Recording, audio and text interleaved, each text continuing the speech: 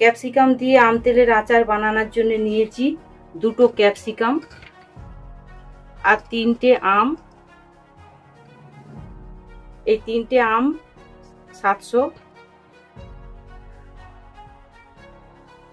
এই আম তেলটা বানানোর জন্য নিয়েছি গোটা মৌরি, গোটা জিরে, কালো সর্ষে, সাদা সর্ষে, শুকনো লঙ্কা, মেথি, কালো জিরে, জোয়ান, নুন, হলুদ। এবারে আমগুলোকে আর ক্যাপসিকাম দুটোকে ভালো করে ধুয়ে নেব। যে আমগুলো ধুয়ে নিয়েছি, ধোয়া আমগুলোকে এই শুকনো কাপড় দিয়ে খুব ভালো করে মুছে নেব, যাতে এতে না একটুও জল থাকে। কাপড় দিয়ে ভালো করে মুছে নিয়েছি। এবারে ক্যাপসিকামটাকে আর আমটাকে কেটে নিচ্ছি। আমি পেছন দিকটা কেটে নিচ্ছি। এবারে আমটার ছাল তুলবনি, গোটা আমটাকেই ছাল সমেত আমটাকে কেটে নিচ্ছি। আমটাকে এইরকম ছোট ছোট করে কেটে নিয়েছি। এবারে আমটায় নুন আর হলুদ মাখিয়ে দিচ্ছি।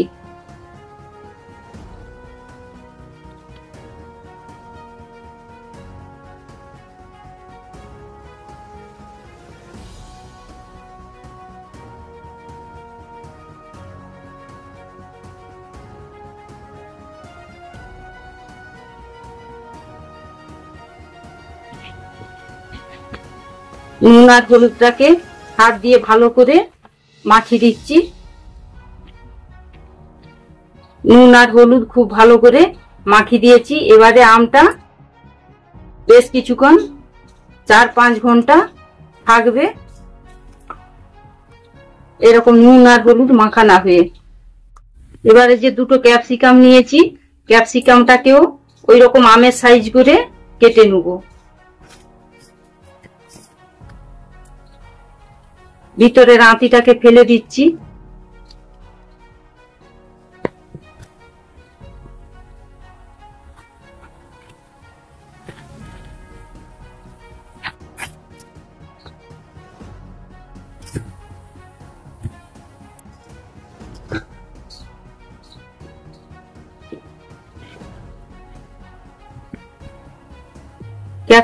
ক্যাপসিকামটাকেও এইরকম করে কেটে নিয়েছি, কিছুটা আমের সাইজ মতো করেই কেটেছি। এবারে ক্যাপসিকামটাতেও একটু নুন মাখিয়ে দেবো।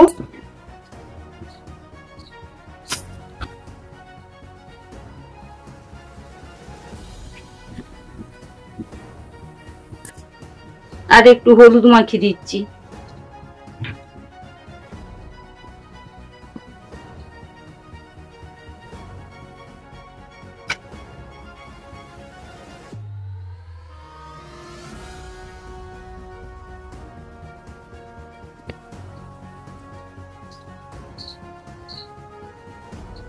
ক্যাপসিকাম আর আমে নুন আর হলুদ মাখিয়ে দিয়েছি।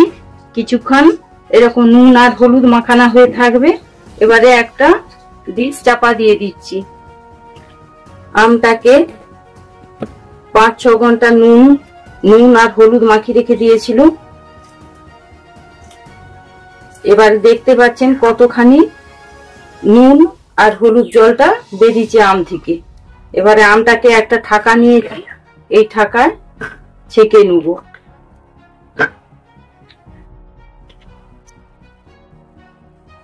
ক্যাপসিকামটাতেও নুন আর হলুদ মিশিয়ে মাখিয়ে রেখেছিলাম, ক্যাপসিকামটাকেও আমের সঙ্গে ছেঁকে নিচ্ছি।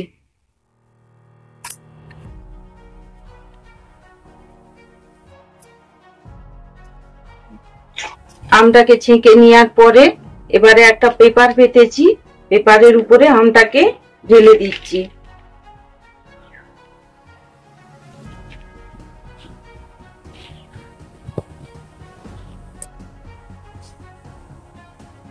পেপারে ঢেলে দিয়ে ভালো করে বিছিয়ে দিয়েছি। এবারে একটু পাখা চালিয়ে দেবো। পাখার বাতাসে আমগুলো আর ক্যাপসিকামটাতে যে অল্প একটু জল জল মতো আছে ওইটা আমটাকে রোদে শুকোতে দিয়েছিলাম। হালকা একটু শুকিয়ে গেছে, গায়ের একদম জলগুলো রোদে শুকিয়ে গেছে। এটাকে শুকনো করে নিয়েছি। কেন না জল জাতীয় জিনিসটা থাকলে বেশি দিন থাকেনি, নষ্ট হয়ে যায়। এই জন্য রোদে এটাকে একটু হালকা করে শুকিয়ে নিয়েছি। এবারে যে মশলাগুলো নিয়েছি এই মশলাগুলোকে হালকা করে একটু গরম করে নেব। এবারে যে মশলাগুলো নিয়েছি একটা একটা ঢেলে একটু হালকা করে গরম করে নিচ্ছি। জিরেটা দিয়ে দিচ্ছি,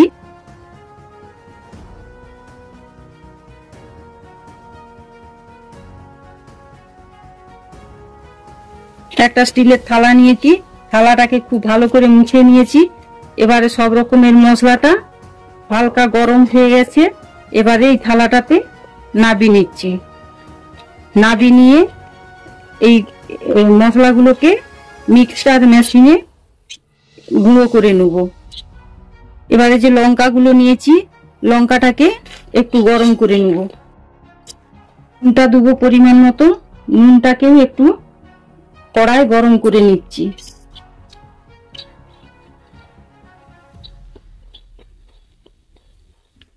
এবারে সরষের তেল নিয়েছি, সরষের তেলটা কড়াই একটু গরম করে নেব।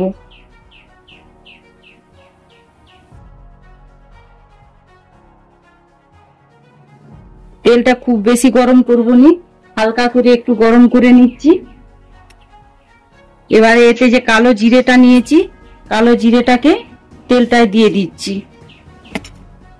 আর যে জোয়ানটা নিয়েছি জোয়ানটাকে দিয়ে দিচ্ছি। দিয়ে তেলটার সঙ্গে হালকা করে একটু নেড়ে নিচ্ছি। আর বেশি গরম করব না, এবারে নাবিয়ে নিচ্ছি। সব গরম মশলাগুলোকে এই একটা মিক্সার মেশিন নিয়ে এতে গুঁড়ো করে নিচ্ছি। এগুলোকে গুঁড়ো করে নিয়েছি।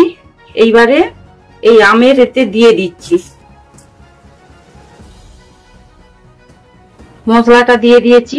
এবারে নুনটা যে গরম করে রেখেছিলাম নুনটা দিয়ে দিচ্ছি।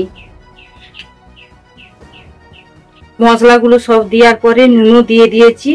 অল্প একটু হলুদ দেবো,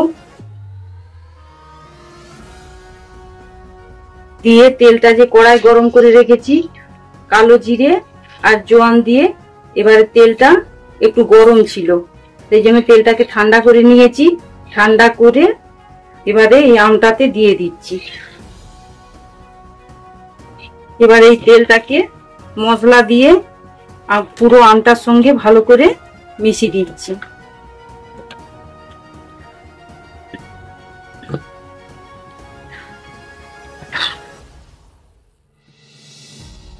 পুরো তেলটাকে মাখিয়ে দিয়েছি মশলাটার সঙ্গে। এবারে জার নিয়েছি, এই জারে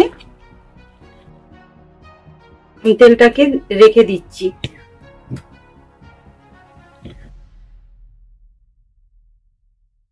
আম তেলের আচারটা বানানো হয়ে গেছে। এবারে আরো কাঁচা সর্ষের তেল ভালো করে অনেকটা ঢেলে দিয়েছি। এবারে তেলটাকে ভালো করে জারটার মধ্যে ঝাঁকুনি দিচ্ছি যাতে উপর নিচে একসঙ্গে মশলাটা হয়ে যায়। হয়ে গেছে। এবারে এটাকে হালকা করে একটু একদিন দুদিন রোদে রেখে দেবো। এই আচারটা কিন্তু অনেক দিন থাকবে, নষ্ট হবে না সহজে। এইরকম আরো বিভিন্ন ধরনের রেসিপি দেখতে চাইলে ভিলেজ ওয়াইল্ড রেসিপি চ্যানেলটিকে সাবস্ক্রাইব করুন, লাইক করুন, শেয়ার করুন। ধন্যবাদ। সুস্থ থাকুন, ভালো থাকুন।